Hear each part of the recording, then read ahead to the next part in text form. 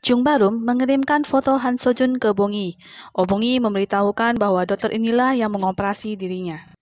Jung Barum merasa bingung bagaimana bisa Han Sojun yang mengoperasi kepalanya. Lalu, Jung Barum mulai mencari tahu tentang korban-korban Han Sojun, yang ternyata mereka adalah subjek eksperimennya. Kemudian Jung Barum ke penjara untuk menemui Han Sojun dan menanyakannya langsung. Dan ternyata, kecurigaan Barum benar. Han Sojun memasukkan otot Sunyohan ke dalam kepalanya. Kemudian, Jung Barum pergi ke tempat Han Sojun melakukan eksperimen sebelum dia ditangkap. Awalnya, Han Sojun melakukan eksperimen pemindahan otak antar hewan. Tetapi karena tidak berhasil, dia mulai melakukan eksperimen ke manusia dan membunuh mereka untuk diambil otaknya. Dan Choi Yong-sin lah yang meminta Han Sojun untuk melakukan transplantasi otak ke Jung Barum untuk menyelamatkannya. Choi Yong-sin adalah kepala sekretaris kepresidenan. Sebuah video dari orang tidak dikenal tentang Han Sojun yang bisa melakukan transplantasi otak. Choi Yong-sin berlutut memohon Han Sojun untuk menyelamatkan Jung Barum. Jung Barum pulang ke rumah dan mendapati Bongi yang sedang menunggunya. Dari Bongi, Jung Barum mengetahui jika detektif Komochi membunuh Wo Jae-pil. Kemudian Jung Barum menyelidiki kasus tersebut dan merasa ada sesuatu yang aneh. Jae-pil, pelaku yang membunuhnya seharusnya seseorang yang mempunyai dendam, tetapi tujuan detektif Ko hanyalah untuk masuk penjara tempat Han Sojun berada. Detektif Ko pasti langsung akan membunuhnya saja. Setelah melihat rekaman CCTV rumah sakit, Jung Barum mengetahui siapa pembunuh Wo Jae-pil dan langsung ke rumah Letnan Pak Dusuk dan menanyakan di mana makam putrinya. Di sana sudah ada Juman Ho yang sedang menangisi makam yang menurutnya putrinya lah yang dikuburkan di sini. Menurut Juman Ho, putrinya dibunuh oleh Wo Jae-pil, kemudian dia ke rumah sakit untuk membunuh Wo Jae-pil. Akhirnya, berkat penyelidikan Jung Barum, detektif Komochi dibebaskan. Choi Hongju pulang ke rumahnya. Sepertinya dari hubungan dengan Sun Yohan, Choi Hongju memiliki seorang anak.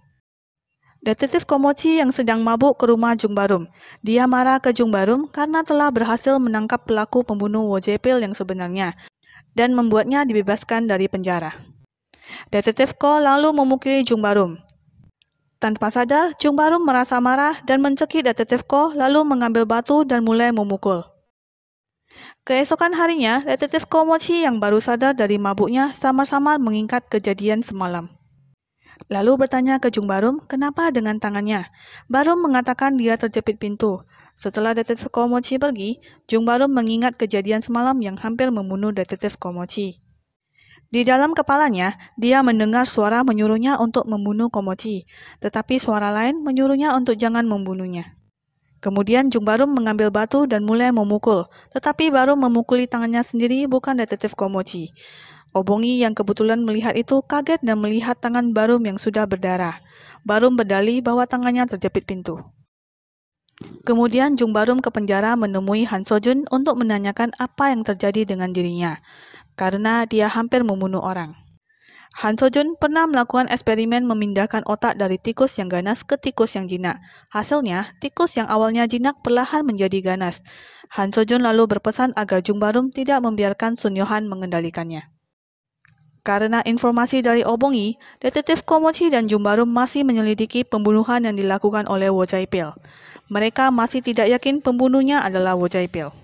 Mereka masih mencurigai anaknya Wo Hyung-chul. Tetapi pada saat pembunuhan terjadi, Wo Hyung-chul sedang memasang terali di jendela. Akhirnya, Jung Barum dapat memecahkan teka-teki dari kasus tersebut.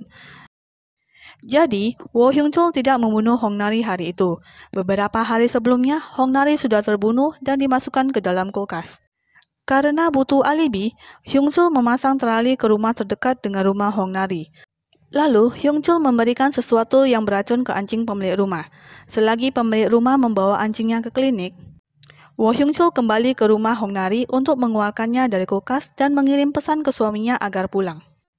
Setelah itu, Hyung-chul kembali untuk menyelesaikan pemasangan terali. Karena hal itu, akhirnya Wo Hyung-chul ditangkap. Tetapi, karena kurang bukti, Wo Hyung-chul pun dibebaskan lagi. Jung Barum ke tempat ibadah untuk berdoa kepada Tuhan, memohon agar dirinya jangan menjadi monster seperti Sun Yohan. Keesokan harinya ditemukan mayat seorang siswi SMA. Cara pembunuhannya mirip dengan pembunuhan yang pernah dilakukan oleh Sun Yohan. Karena kasus ini, Jung Barum mulai mencurigai bahwa pembunuhan yang terjadi selama ini sepertinya bukan Sun Yo-han yang melakukannya, tetapi orang lain. Kemudian ada lagi kasus bunuh diri seorang wanita. Jung Barum datang ke lokasi. Setelah diselidiki, ini bukan bunuh diri, tetapi pembunuhan. Dan di tubuh wanita itu terdapat kalung komowon dan bros nenek bongi. Tetapi, saat Jung Barum membawa petugas polisi lainnya, kedua benda itu sudah menghilang. Lalu, Jung Barum bertekad membuktikan bahwa otak barunya itu bukanlah otak seorang pembunuh. Di tempat lain, detektif Komochi masih meyakini pelakunya adalah Wo Hyung-chul. Dari informasi Jumanho, kemudian detektif Komochi ke tempat paman Wo Hyung-chul. Dan di sana, Komochi menemukan pisau dan mayat yang terkubur. Malam itu, Wo Hyung-chul kembali melakukan aksinya. Kali ini ke calon istrinya Dongko yang bernama Silky. Wo Hyung-chul yang masih berada di dalam rumah Silky berusaha membunuh Jung Barum, namun gagal. Kemudian Wo Hyung-chul kabur dan dikejar oleh Jung Barum hingga ke sebuah gudang kosong. Di sana, Jung Barum berhasil ditangkap oleh Wo Hyung-chul. Untuk mengulur waktu, Jung Barum menanyakan mengapa Hyung-chul membunuh semua korban. Lalu melihat Wo Hyung-chul yang mulai lengah, Jung Barum berhasil melepaskan diri dari ikatan dan memukuli Wo Hyung-chul. Tiba-tiba, Jung Barum mengingat kejadian yang pernah Sun Yo-han lakukan. Sun Yo-han benar-benar membunuh mereka, termasuk nenek bongi. Karena masih dipengaruhi si otak jahatnya Sun Yo-han, Jung Barum membunuh Hyung-chul.